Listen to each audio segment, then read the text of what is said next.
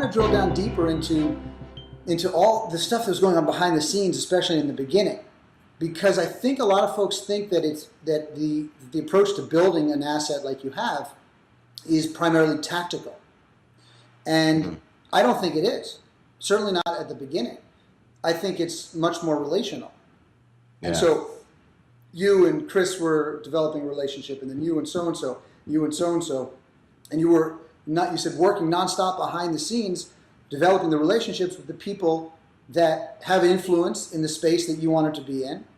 They might find what you're doing interesting if you're producing great content, and as a result, might start paying attention and might start sharing it, and you for them as well. So can you talk a little bit about how you did that in the early days, what your suggestion to new people are who are trying to build their influence, how you suggest they go about developing relationships with people that are influential in their industry, and one other thing, does it have to be just big name influential people?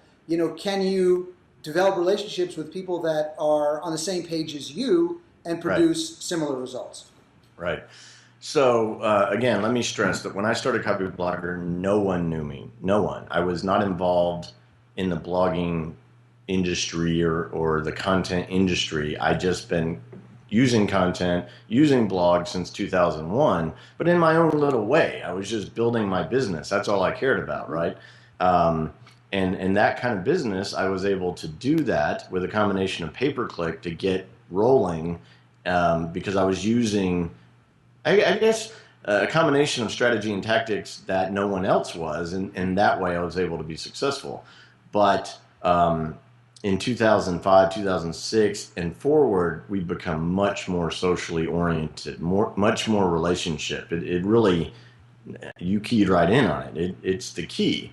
I remember my first big link was from Darren Rouse of ProBlogger, and he didn't know who I was. Now we're friends and business partners, but at some point, everyone is unknowns. So how did that happen? I emailed Darren and I said, hey, I wrote this about headlines. I think ProBlogger people will like it. And he agreed, and he linked to it. And that's how my audience started.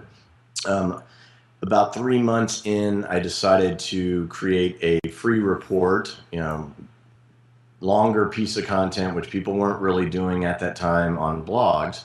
And I emailed everyone who was anyone, none of which knew me from a hole in the ground. Robert Scoble, Steve Rubel, Chris Pirillo, all these guys, all of them linked to it. A couple of them made fun of me, Rubel said I was the Antichrist. It's so funny because we talk about that now when we see each other. Yeah, right. Exactly. Scoble liked it, but the one thing I will say with a grain of salt here is back then it was a different time in that you had access to those people because I guess as social media has matured and become a mainstream thing, those people have become huge, right? And we've grown along with that and everyone else. So now the best way to build relationships and get started, back then, it always started with content. I had to have a great post before Darren was going to link to it. I had to produce an entire free report to get all those A-listers to pay attention to me, even if they made fun of me. I didn't care, right? A little snarky response. These days, what's working is two things. Make, just like I did with Brogan and Leo and all those guys who were little fish at the time, we were a peer group. We weren't really, we looked up at the people above us and said, oh, wouldn't it be nice to get their attention? And we certainly came up with strategies to do that. But we learned the most and supported each other the most from those who were in the same pond. Now that we've grown up, you see there's people just getting started who look at us that way as the so-called A-listers, which I hate that term. It's ridiculous. But what you've seen is the smart people are bonding together, supporting each other, linking to each other, sharing stuff, and then they go guest blog. So instead of asking for a link, they go, hey, can I give you some content? I'll get a link by earning it. That's what works now. It's easier now, I think, than ever. Well, no, I mean, there was a great article on Copyblogger about Book Yourself Solid, but written by one of your guest authors who I didn't know. Yeah. I mean, that's the kind of space that you can't predict, right? And I think what's important the reason I'm mentioning is because I think that now, because there are these, so-called A-listers and a lot of people getting in, I think the people who are getting in look at the people of great influence and think that's the only place that you can get attention from. Right. So there's this overwhelming desire to get to those folks. It's this sort of celebrity culture thing. Yeah. But the fact of the matter is, in between that space are hundreds of thousands of people doing really neat stuff, producing results, and either A, are producing a lot of results but just don't care about being famous, yeah, or B, right.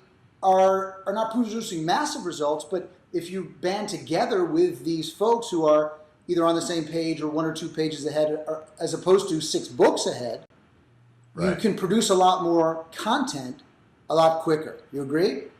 Yeah, absolutely. I mean, you have to realize that to do content marketing for your average business, you don't need 150,000 subscribers. Right. I mean, when you're a meta site like ours, you're actually talking about what you're doing, and yes, you need a larger audience. But with my real estate business, I never had more than 1,000 people on my email list at a time. It's a cyclical thing, right? Sure. But then, revenue grew to 30 grand a month, then 40 grand a month, then 50 grand a month. I know a lot of people who would love to have, a small business that was able to do that. And it was all due to the very same techniques. Well, yeah, I mean, I think you just don't need a huge audience. Right. I mean, I think part of the problem is that so many of us in the writing space, blogging space, social space, are authors.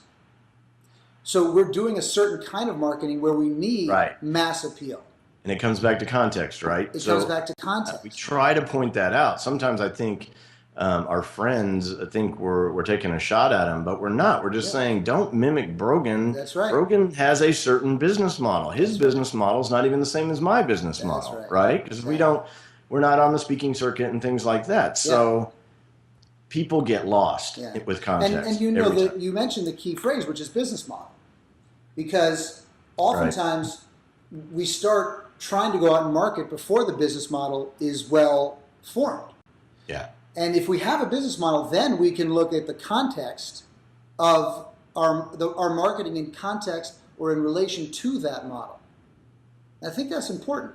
No, it's absolutely. I mean, with the real estate business, I knew the business model, so I just had to figure out how to feed it, right? It lives off leads. Yeah. With Copyblogger, I didn't know what the business was going to be. I had no idea. I knew that the audience would tell me if I had one, and I knew that having an audience gives you leverage because it's an asset that other people who don't have audiences, say for example, our business was built by teaming up with people who can code, which I can't do. You don't even want to, right? Yeah. And they didn't want to write necessarily. Right. So it was a perfect match, right? It was the strangest way, when you look back on it, to build a business, and yet it worked out so organically and perfectly. So can you talk about how you use collaboration and how you do build these relationships? Yeah, it's interesting. During the again, back in my former business, I had certain business challenges that I just couldn't fix. So I used to be an attorney, but you can't just become a real estate broker just because you're an attorney. You have to do your 2 years as an agent. Right. So my first partnership was to find a broker who knew me and trusted me, and basically said, look, I'm going to give you X amount on each transaction, and you're going to be my broker. You're not going to have to do anything because I know what I'm doing. He's like, okay. So that was out of pure necessity. And then as the business grew, we got into commercial real estate, and I can't do the numbers. So I partnered with a commercial broker who was, Arthur Anderson level guy. Sure. And that turned into a whole new lucrative arm of the business. So it was really kind of just me seeing opportunity and going, okay, how do I make this happen? So I had that partnership collaboration mindset, and I did a couple of things like that during the early years of Copyblogger on the side, because Copyblogger wasn't making any money for about the first year and a half, and that was fine. I wasn't trying. It was, at that point, building the audience, building trust, and my kind of place in the space. Yeah. So how are you producing revenue, just in general, for you to support your life, to support this new venture that you were starting? And then I want to get back to some more questions on collaboration. Right. Well, I've been practicing law for years, and then I had the real estate business. I didn't really get a lot of money out of that business because it was so dependent on me. Right. I tried. Anyway, so I did a joint venture with a financial services company who was selling an in-demand product, rule number one, who really had no online presence. And I said, hey, how about I build an online channel for you, and I'll take 40% of what we sell through that channel. Nice. And then next thing you know, because they had a high demand product, they were doing 100,000 grand a month. I mean, 100 grand a month.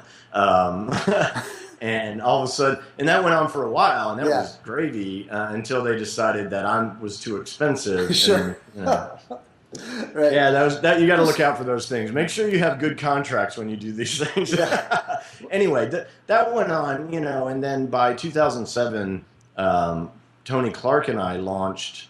Oh wait, let me back up. Chris Pearson was my first web designer for Copyblogger. Really, the only expense that I ever paid as an investment in Copyblogger, other than time and content, was $1,000 that I paid him, which he still gripes that I horribly robbed him on the price. It was a classic design, basically launched his career. And then Chris and I started another site called Tutorial, because this was when YouTube was not yet acquired by Google, but you could see something was going to happen in video. So we started the site. YouTube gets acquired. 6 months later, we get bought out for 6 figures. There's more money, to keep me going. Well, so it was really just seeing things, opportunities, and really that's how I thought it was always going to be. I never thought there'd be a multi-million-dollar software company called Copyblogger Media. Right. Even though back then I looked at 37 Signals and I was like, gee, I wish I could be like that, but Don't we there's all? no way Yeah. because I can't code. Right. But then over the years, one partnership led to another partnership, led to another product, and now we basically have 3 divisions of software. So, and then before that, 2007, Tony Clark and I collaborated to build Teaching Sells, which is our premier online education program, which we'll be relaunching this fall. We open it once a year, and that's still going strong. So, yeah. Well, so these are some specific things you did that produced the kind of results that a lot of people would want. Right. And you already had the mindset of a collaborator. So I did, because I can only do so much, Right. but I'm fairly good at what I do, and I seek out other people who are good at what they do. Right. And it matches up well. But what about Brian, somebody who has the desire to collaborate, but they're not there yet. They're like a budding collaborator, and they want to move in that direction. What do you think the important skills one needs to develop to be a good collaborator? Well, it's number one, the ability to play nice with others. I always like to say that I'm unemployable. That's really why I became an entrepreneur, because I'm just bad at working for someone else. Yeah. But I'm really good at working with people, and I get excited about working with people. How are you to work for? Generally good. I've heard the words control freak, ill-tempered at times, but most of all, I'm pretty even-keeled. Yeah. I'm getting better. As all of a sudden you have an organization underneath you, you're very conscious of of how you interact with your people, because my people, my team, I say us, it's our. That's rule number one, our, not my. Right, sure. But I do feel kind of patriarchal to them to a certain degree. And you realize that your way of being is the way that your company will behave. Right. Right. Yes. So what do you think? So that number one is play nice with other people, learn how to play well. What else do you think? Make sure that you complement each other in the right ways. Partnering up with, 2 writers, partnering up works great if you're writing a book. Not so much if you're developing software. Yeah, right. Exactly. So it's really a compliment. Make sure, especially if someone's coming to you with an idea or an existing product, that number one, it's a good fit for your audience and it's not you just seeing dollar signs. Because again, for the long haul, you may make that quick kill, but if it's a bad overall deal, Yeah. well, unless you plan to retire immediately, you better make a whole lot of money off of that. And it usually doesn't work that way. So you're saying look to the long term in terms of these partnerships that you're developing, Yes. and instead of lots of little one-off things, try to produce partners that you'll continue to develop with, either on that particular same product that you're developing or producing lots of products with the same people. Sure, Yeah. sure. Yeah. And the last two things are probably the most important. Have good contracts, just like good fence Yeah. to make for good neighbors. Right. For the most part, a good contract, because partnerships end, and you have to have a way to deal with that. You have to have a way of remembering who said what the deal was. Yeah. So don't leave that part out. And then the opposite of that is, no matter what kind of contract you have, no matter how great a deal is, no matter how lucrative it might be and a good fit it is for your audience, if your gut says that person is not right for you, don't do it. Yeah. So true. Ultimately, I do the gut check every single time. Mm-hmm. It's hard to talk about because I'm a big advocate of analysis, research, just plain old thinking. Put some thought into it before you do. Yeah. But at the end of the day, I make my decisions because whether it feels right or it feels wrong. Yeah, sure. Yeah. No, I mean, do your homework, but then go with your gut.